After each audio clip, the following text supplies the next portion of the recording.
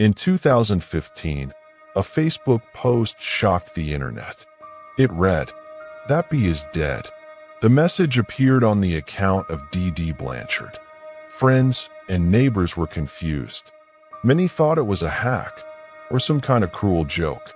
But when police arrived at the Blanchard home in Springfield, Missouri, they discovered something horrifying inside the house. D.D. Blanchard was dead. She had been stabbed multiple times. But what frightened investigators even more was what they didn't find. Her daughter, Gypsy Rose Blanchard, was missing.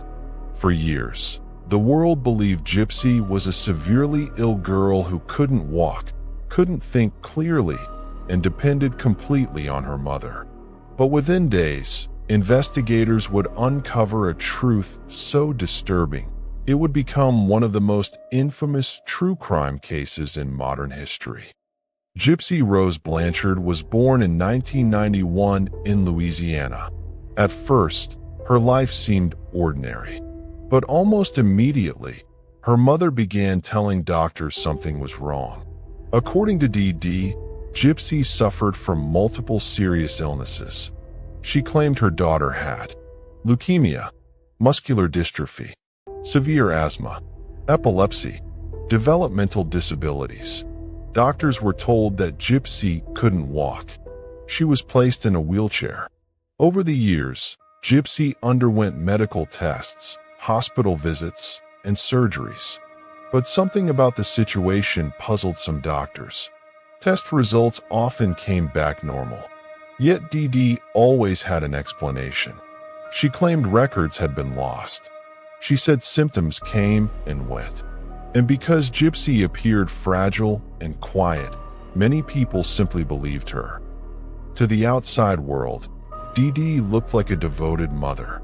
She cared for her sick daughter around the clock. She managed medications. She attended hospital appointments.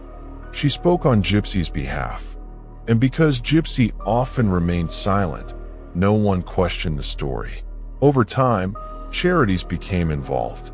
Community members donated money. Organizations paid for trips and medical care. Gypsy even met celebrities and visited theme parks. The story of the brave, suffering child inspired sympathy everywhere. But behind closed doors, a different reality may have been unfolding. Experts later suspected D.D. suffered from factitious disorder imposed on another. This psychological condition causes caregivers to exaggerate, fabricate, or induce illnesses in someone under their care in order to gain attention or sympathy. And if those suspicions were true, Gypsy wasn't sick at all. As Gypsy grew older, D.D.'s control intensified. Gypsy wasn't allowed to attend school normally. She had little contact with other children. She rarely left the house without her mother. Neighbors believed Gypsy had the mental age of a child, but in reality, she may have been far more aware than anyone realized. According to later testimony, D.D. sometimes punished Gypsy if she questioned the story. She reportedly threatened to harm her or call police if Gypsy tried to reveal the truth. Gypsy's entire identity had been built around illness, and escaping that life seemed impossible. After Hurricane Katrina, the Blanchards moved to Missouri. Their story attracted national attention. Eventually, they received a new home from Habitat for Humanity. The house was built specifically for Gypsy's supposed medical needs. It included wheelchair ramps and accessibility features. Neighbors described D.D. as friendly and cheerful. Many saw her as a loving mother doing everything possible to care for a sick child. But no one realized the entire story might have been built on lies. As Gypsy entered her teenage years, something began to change. She started noticing inconsistencies. She could walk. She could think clearly. She began questioning why she had to pretend to be sick. Eventually, she discovered the internet.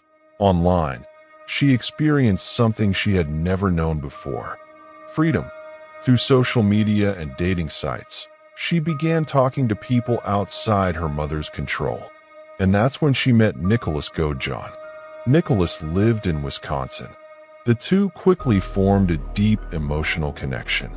For Gypsy, Nicholas represented escape, someone who believed her, someone who cared about her. But their relationship also had darker elements. According to investigators, the two discussed violent fantasies. They also talked about Gypsy's desire to be free from her mother's control. And eventually, their conversations turned into something far more dangerous. Gypsy and Nicholas began planning. Nicholas would travel to Missouri. He would kill DD. And together, they would start a new life. For Gypsy, it seemed like the only way out. In June 2015, Nicholas arrived at the house. Gypsy let him inside. She hid in the bathroom.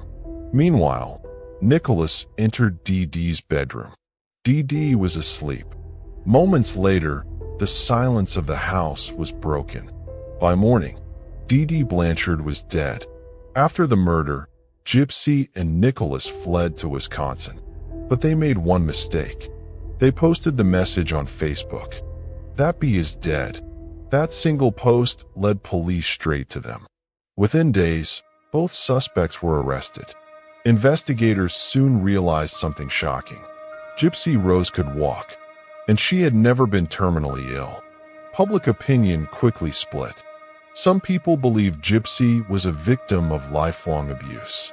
Others believed she manipulated Nicholas into committing murder. In 2016, Gypsy accepted a plea deal. She was sentenced to 10 years in prison. Nicholas received life without parole. The case became the subject of documentaries, podcasts, and TV series. Millions of people debated the same question. Was Gypsy a victim or a mastermind? In December 2023, Gypsy Rose Blanchard was released from prison. For the first time in her life, she was free. The story of Gypsy Rose Blanchard remains one of the most disturbing cases of manipulation and abuse ever recorded. It raises uncomfortable questions about justice, about survival, and about how far someone might go to escape control. Was Gypsy Rose a victim of unimaginable abuse? Or did she cross a line that can never be justified? Let me know what you think in the comments. And if you enjoy deep dives into real crime stories, subscribe for more cases the world can't forget.